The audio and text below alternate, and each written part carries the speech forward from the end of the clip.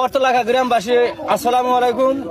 আমি প্রায় এই জায়গা এই নদীটা প্রায় 20 বছর হইলো সুরিখালী ব্রিজ এই জায়গাতেই হবে, মানে ধারাবাসের পশ্চিমেও না, বাড়ি ভাড়ার পূবেও না, খারিনগর বাজারের পশ্চিম পাশে যে সদর ভারতের মাঝখানে রাস্তা আছে, এই রাস্তার মাঝখান দিয়ে মানে এই জায়গাতে ব্রিজ হওয়ার কথা। আমি সেই ব্রিজ ক্ষমতার দা ফুটে ব্রিজ কাইডিয়া ওই বাগানের পূর্ব ভাষা মানুষ নিতেছে, কোনো বসতিও নাই। ওই রাস্তা দিয়া কুত্তা তো দূরের কথা, আছে শিয়াল চলাচল করবো, হাঁস মুরগি ধরার জন্য তাও নাই। কিন্তু আগের এই রাস্তা দিয়া আর উত্তরে 8 থেকে 8 থেকে 54 থেকে 32 হাজার তাবুত মানুষ এই রাস্তা দিয়ে চলাচল করি।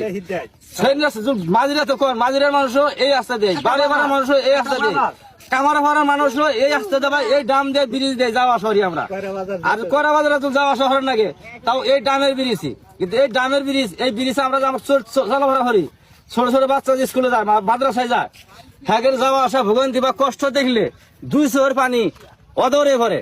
কিন্তু আমি আপনাদের কাছে আকুল আবেদন, আমাদের এই ব্রিজটা আমরা বর্তমান যাই এমপি হয়েছেন তার কাছে অনুরোধ থাকলো আমার জানে ব্রিজটা যান এবারের বছর না হয় বা 1 বছর 2 মাস পরে হোক বা 6 মাস পরে হোক বা 9 মাস পরে হোক, আমাদের ব্রিজটা যান তার কাছে আমার আবদার থাকলো, আমরা যেন যাওয়া আসা বাজারে হরে পারি। এই বলে বসে আমার বক্তব্য শেষ করছি। আসসালামু আলাইকুম।